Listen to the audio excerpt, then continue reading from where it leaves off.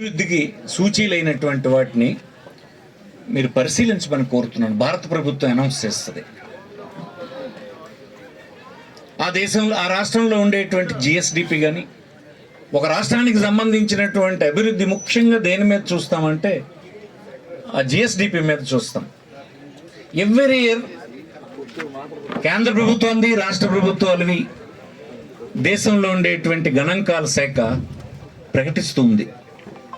ఒకసారి మీకు చూడమంటున్నాను. అది ఇందులో చూస్తే తెలుగుదేశం 5 సంవత్సరాల కాలంలో మన దగ్గర ఉన్నటువంటి జిఎస్డిపిలో టీడీపీ ప్రభుత్వం 5 సంవత్సరాల కాలం దేశంలో 22వ స్థానంలో ఉండేది.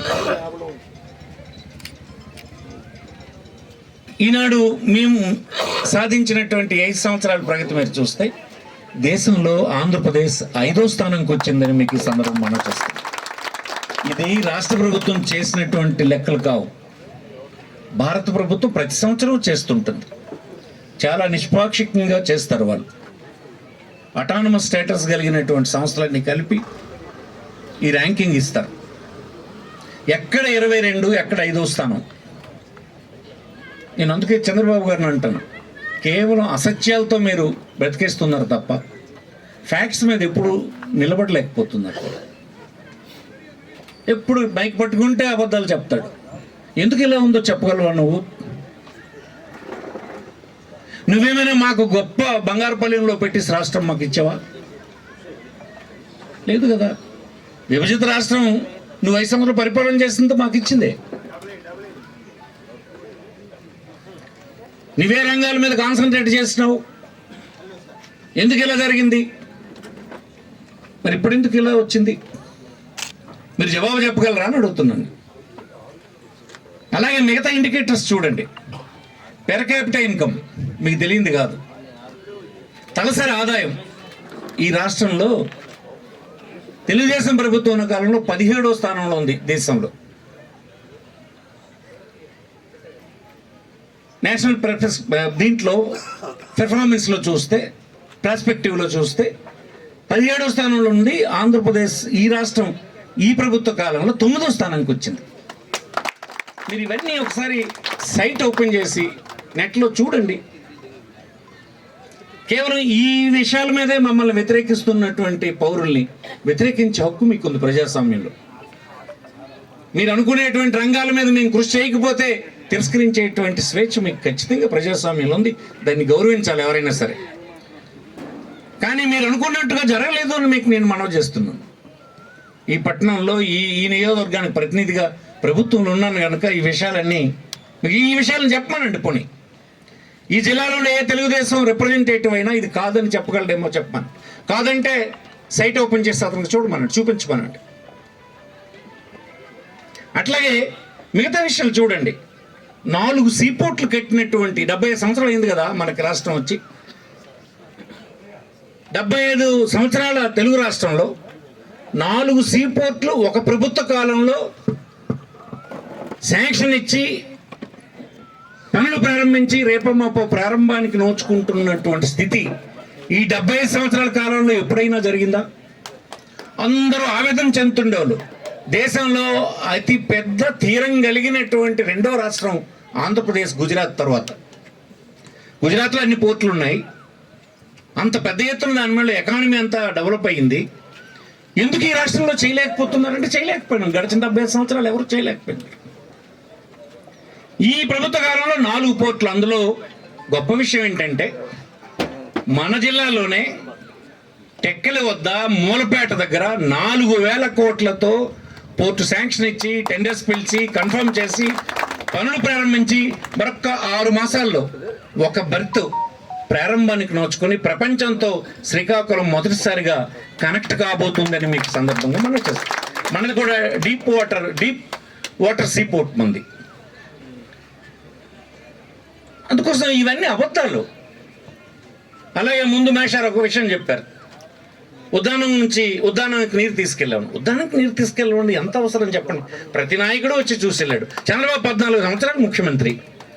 అనేక సార్లు చూసావు కదా నువ్వు.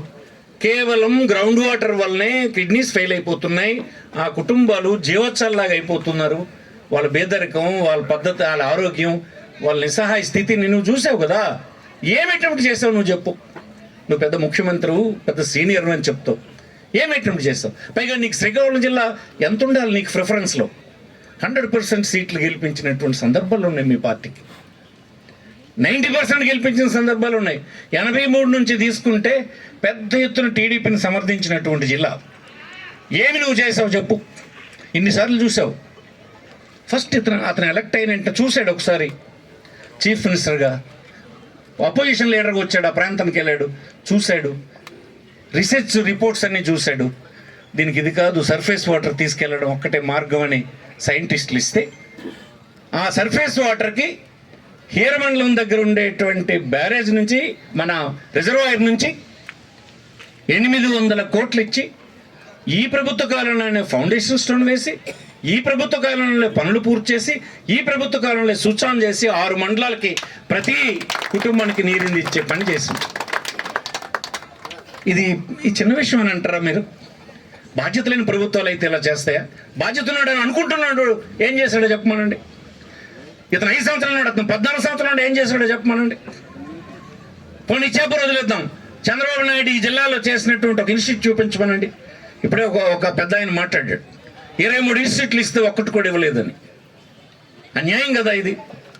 నష్టపోయినటువంటి రాష్ట్రానికి కేంద్ర ప్రభుత్వం 23 సంస్థలు నేషనల్ ఇన్స్టిట్యూట్లు ఇస్తే, నువ్వు ఒక్క సంస్థ కూడా శ్రీకాకుళంలో పెట్టకపోతే, మూగజీవాలలాగా ఇక్కడ ఉన్నటువంటి టీడీపీ నాయకులందరూ నోరు మూసుకొని ఊరుకొని ఈరోజు పెద్ద నాయకులు అనుకొని అభివృద్ధి చేస్తాం అనుకుని మళ్ళీ మీకు ఓట్లు అడుగుతూ ఉంటే,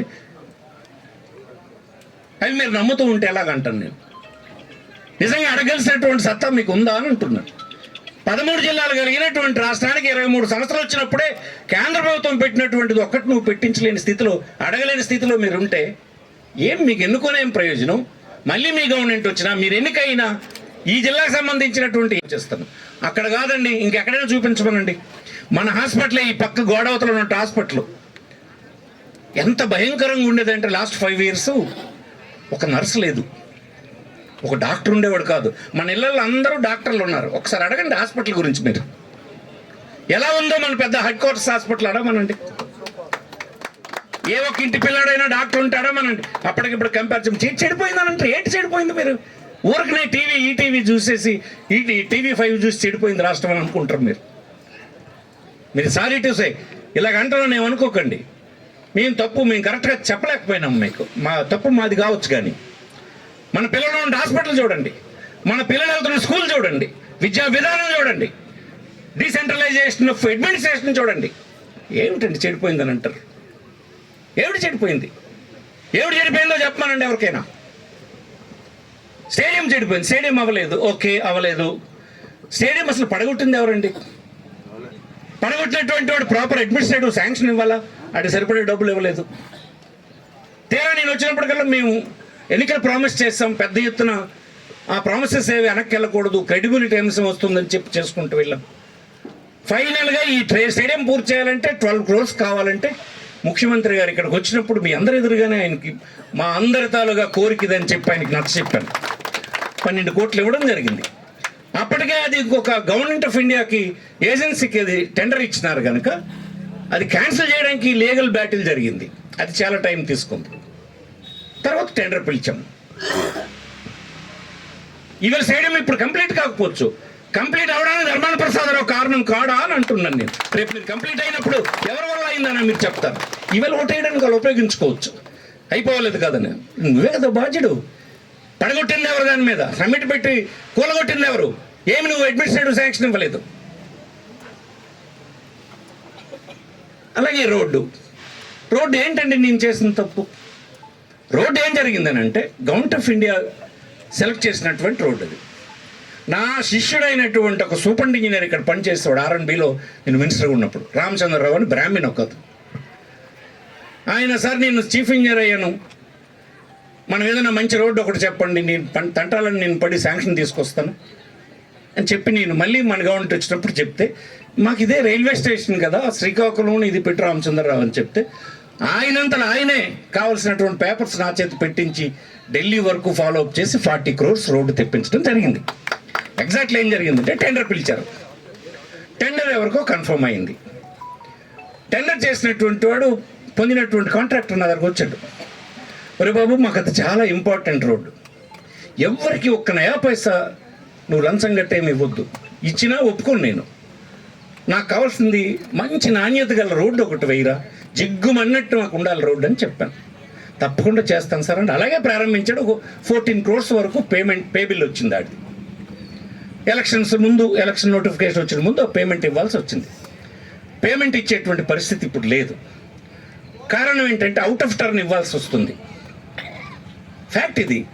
అవుట్ ఆఫ్ టర్న్కి పిటిషన్ పెట్టారు వీళ్ళు ఇష్టం వచ్చిన వాళ్ళకి బిల్స్ ఇచ్చేస్తున్నారంటే ఎలక్షన్ కమిషన్ పెడితే అవుట్ ఆఫ్ టర్న్ కాకుండా మీ ఆర్డర్లో ఇచ్చుకుంటారండి అని చెప్పారు. 200 కోట్లు దానికంటే ముందు బిల్స్ ఇవ్వాల్సి ఉన్నాయి. ఇది రెగ్యులర్గా ప్రభుత్వంలో జరిగేదే.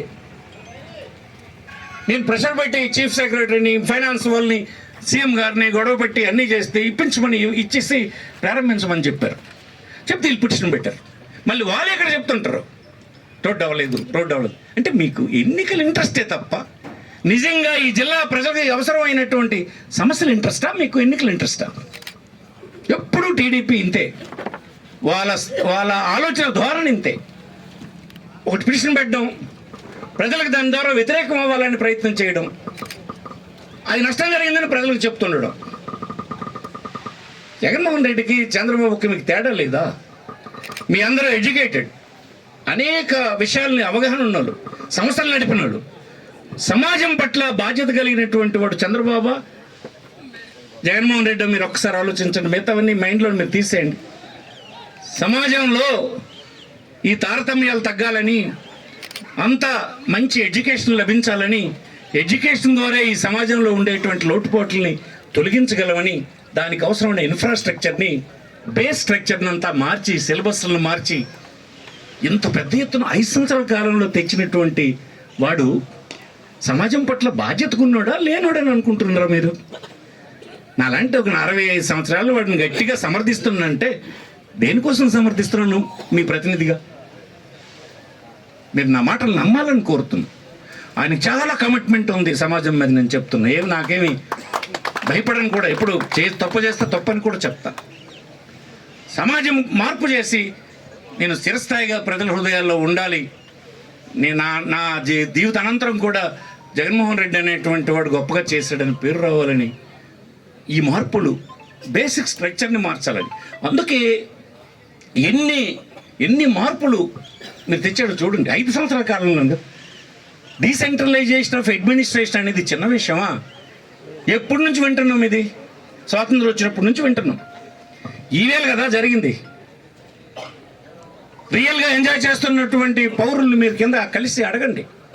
ఒక 5 సంవత్సరాల కాలంలో విధాన నిర్ణయం తీసుకొని అవసరమైన స్ట్రక్చర్ అంతా కొత్త తెచ్చి, రిక్రూట్మెంట్ చేసి, ట్రైనింగ్ ఇచ్చి, బెస్ట్ ప్రాక్టీస్ తెచ్చేసి ప్రజలకు అందించేటువంటి కాలం 5 సంవత్సరాలే కదా.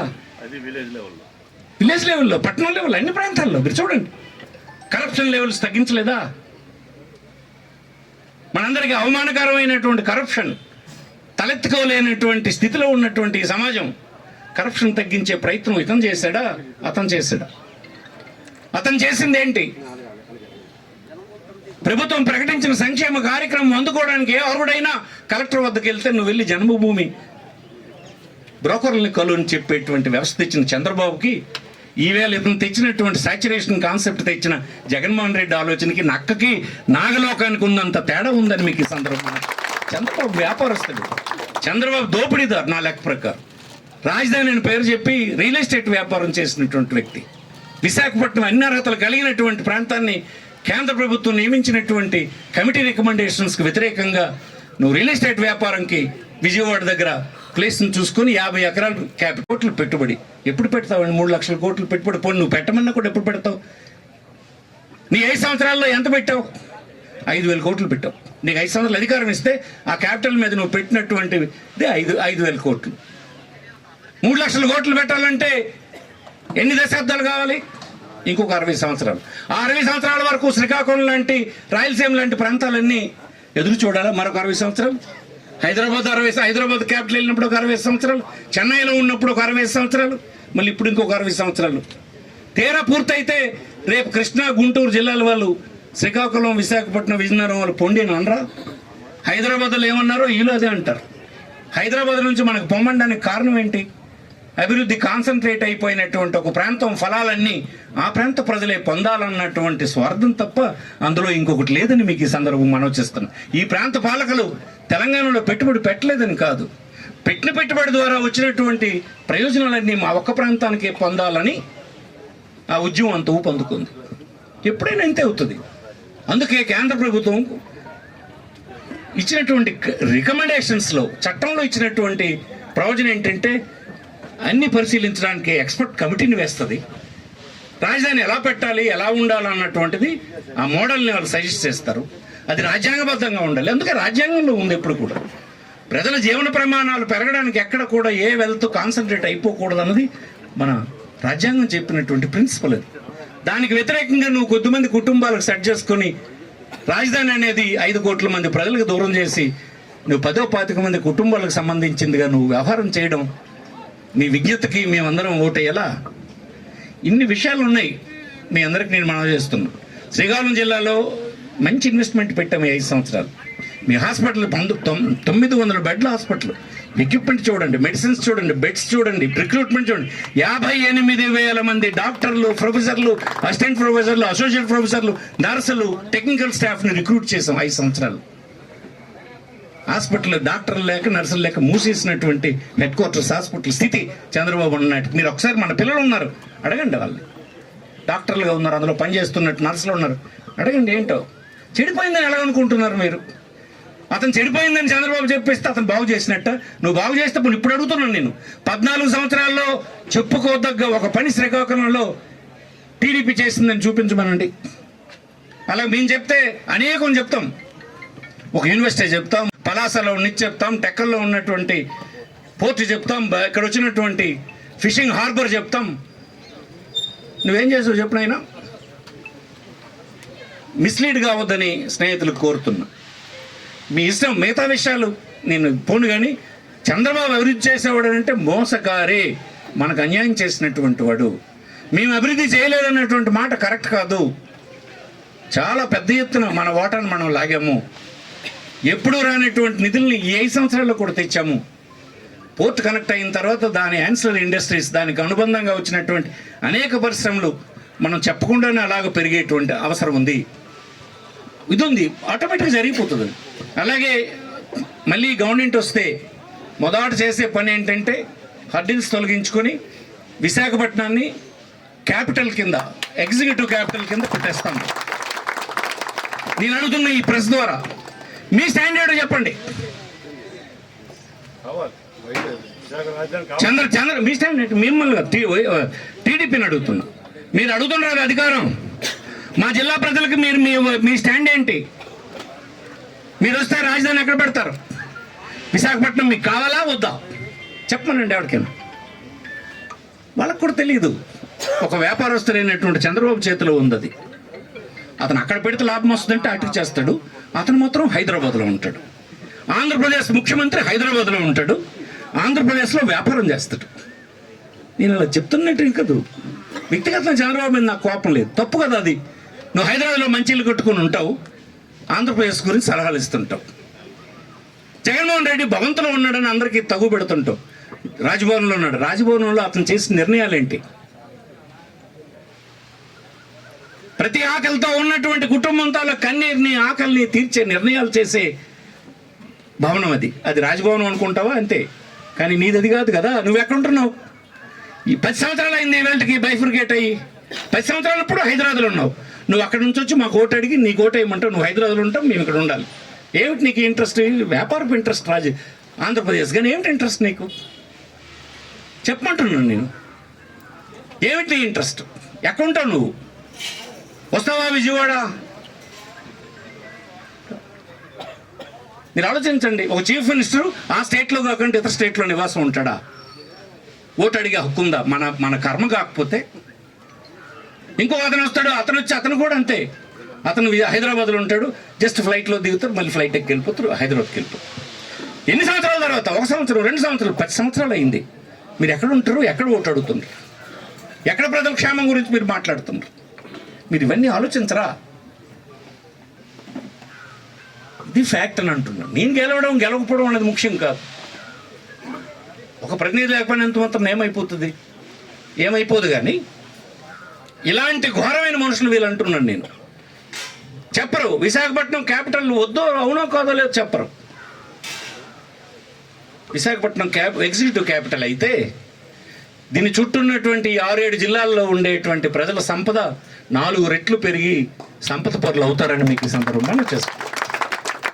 దేశంలోనూ ప్రపంచంలోనూ ఇన్వెస్ట్మెంట్ని అట్రాక్ట్ చేసి రానున్న 40-50 సంవత్సరాల్లో మన అందరి పిల్లల తాలుగా తర్వాత తరం తాలుగా భవిష్యత్తు విశాఖపట్నం క్యాపిటల్లోనే నిర్ణయించబడుతుందని మీకు ఈ సందర్భం మనం చేస్తాం. ఉదయాన్నే పోయి సాయంత్రానికి ఇంటికి వచ్చే సౌలభ్యం హైదరాబాద్ చుట్టూ వాళ్ళకి లభించినట్టు, చెన్నై చుట్టూ ఉన్నటువంటి లభించినట్టు, భువనేశ్వర్ చుట్టూ లభించినట్టు, అనేక క్యాపిటల్ సిటీస్ చుట్టూ ఉన్నటువంటి జిల్లాలకు లభించిన సౌలభ్యం మనకు వస్తుంది. మీరేం చెప్తారో చెప్పండి. రామ్మోహన్ నాయుడు నువ్వేం చెప్తావు చెప్పు, అచ్చెన్నాయుడు నువ్వేం చెప్తావు చెప్పు, నువ్వు కాకపోతే కోన్ రవి నువ్వేం చెప్తావు చెప్పు. క్యాపిటల్ ఇక్కడ పెడతారా పెట్టరా? వాళ్ళకి ఏం తెలుసు కావాలదా? విశాఖపట్నం ఉన్న వాళ్ళందరికీ బిజినెస్ కేంద్రం విశాఖపట్నం, క్యాపిటల్ మాత్రం అక్కడ ఉండాలి, వాళ్ళ దగ్గర ఉండాలి. వాళ్ళ స్వార్థం మీకు అర్థం కావడం లేదా? ఇలాగట్టుగా అందరూ జనం వచ్చేస్తే ధూళి తగులుతుంది ఈ వ్యాపారం చేసుకున్న వాళ్ళకి అందరికీ విశాఖపట్నం. కానీ ఇక్కడ ఉన్న బతుకులు మాత్రం ఇలాగనే ఉండాలి. 60 సంవత్సరాలు చెన్నై, 60 సంవత్సరాలు హైదరాబాద్, 3 సంవత్సరాలు కర్నూలు. ఏమిటండి ఇది ప్రశ్నించేవాడంటే మీకు కంటగింపు ఉంటుంది. రోజు ఈనాడు పేపర్లోనో మిత్ర పేపర్లోనో దుర్మార్గుడు. ఎవరు దుర్మార్గుడు? మేము దుర్మార్గులం. మా ప్రాంత సమస్యల కోసం గొంతెత్తున మేము దుర్మార్గులం అయితే ఇన్ని సంవత్సరాలుగా మీరు ఇంత అన్యాయం చేసినటువంటి వాళ్ళు మీరు పరమ దుర్మార్గులు. ఈ ప్రజలు పేక నొక్కేశారు, మీరు ఈ ప్రాంత ప్రజలు పేక నొక్కేశారు. వచ్చే సంవత్సరానికి మీకు చెప్తున్నాను, నేను చేయాల్సినటువంటి పనులు కొన్ని ఉన్నాయి. ఈ స్టేడియంని శాంక్షన్ ఇచ్చిన డబ్బుతోటి పూర్తి చేయించాలి. అదే ఆంధ్రస్ రోడ్ ఎలాగ అయిపోతుంది. అది నేను గెలవపోయినా అయిపోతుంది. అది నేను చెప్తున్నాను. ఇది కూడా నేను గెలవకపోయినా అయిపోతుంది. ఎందుకంటే శాంక్షన్ ఇచ్చినాం. అయిపోయిన తర్వాత ఏం చెప్తారంటే అక్కడ నిలబడి ఒక ఫోటో తీసుకుంటారు వాళ్ళు. అది మామూలుగా అయిపోతుంది. అలాగే వంశార్ ప్రాజెక్టులో వరుస వివాదంతో లేట్ అవుతుంది కనుక గొట్ట బ్యారేజ్ దగ్గర నుంచి 36 మీటర్స్ మీదకెత్తి రిజర్వాయర్లో నీరు పోసేటువంటి లిఫ్ట్ ఇరిగేషన్ స్కీమ్ ఈ గ్రౌండ్లోనే సేమ్ గారిని కోరితే అది ఇచ్చారు. పనులు జరుగుతున్నాయి, టెండర్ పిలిచాం, పనులు జరుగుతున్నాయి. మరి 4 మాసాల్లో పూర్తి అయిపోతే వచ్చే సీజన్లో 19 TMC రిజర్వాయర్ని నింపి వేసవి కాలంలో నీరు తీసుకెళ్తాం.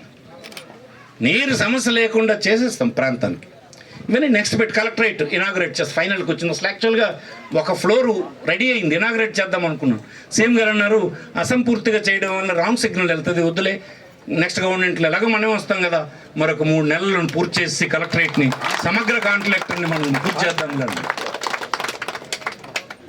కలెక్టరేట్ పూర్తి చేస్తాం. ఆ కలెక్టరేట్ ఈవేళ దేశంలో ఉన్న వాళ్ళందరికీ అది మోడల్. అది ఎందుకంటే అది నేను రెవెన్యూ మినిస్టర్గా నా పేషలో 10 సార్లు కన్సల్టెంట్స్తో కూర్చొని ఆ మోడల్ని డిజైన్ చేయించుకున్నాం. ఒక కలెక్టరేట్, సమగ్ర కలెక్టరేట్ అంటే ఎలా ఉండాలి, ఏ ఫెసిలిటీస్ ఉండాలి, పరిపాలనా భవనం జిల్లాలో ఉండే ఏ పౌరుడైనా అడుగు పెడితే మా పరిపాలనా భవనం అని గర్వం రావాలి, మా పరిపాలనా భవనం ఇది అనేటువంటి ఒక ఇంటర్నల్ ఇది రావాలి. అలాగా కట్టాలని అది నిర్ణయం చేసి ఇప్పుడు ఎవడైనా ఈ మోడల్నే ఇతర దేశంలో అన్ని ప్రాంతాల్లో కట్టుకోవడానికి ఎదురు చూస్తున్నారు. అలాంటిది ఇది వచ్చే పీరియడ్లో ఒక 4-5 నెలల్లోనే పూర్తి చేసి చీఫ్ మినిస్టర్తో ఇనాగరేట్ చేయించే పని చేస్తానని ఈ సందర్భం మీకు మనం చేస్తున్నాం. ఇంకా క్రికెట్ స్టేడియం ఒకటి కంప్లీట్ చేయాల్సింది ఉంది. ఆ ప్రాంతంలో డబ్బు అట్లా మాట్లాడాను. ఆంధ్రప్రదేశ్ క్రికెట్ అసోసియేషన్ డబ్బు ఇవ్వడానికి పెద్ద ఎత్తున సిద్ధంగా ఉంది. గ్రౌండ్ కూడా అది అక్కడ గ్రౌండ్ ప్లాన్ చేస్తున్నప్పుడు ఇక్కడ నుంచి క్రికెట్ అంతా అక్కడ షిఫ్ట్ చేసి అక్కడ